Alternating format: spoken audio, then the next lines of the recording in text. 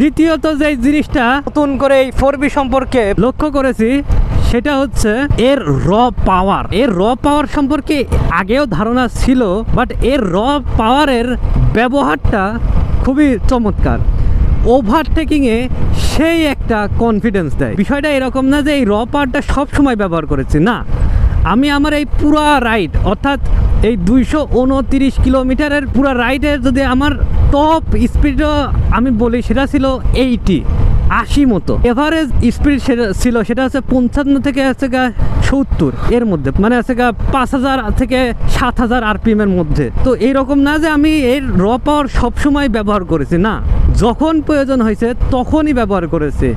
এবং এই যে র পাওয়ারটা থাকার যে সুবিধা সেটা এই যে আমি জানি যে গাড়ি হোক, সেটা বাস হোক, ট্রাক হোক, অটো রিক্সা, ভ্যান যাই হোক, আমি যদি থ্রটল দিই আমি বাইর হয়ে যেতে পারবো।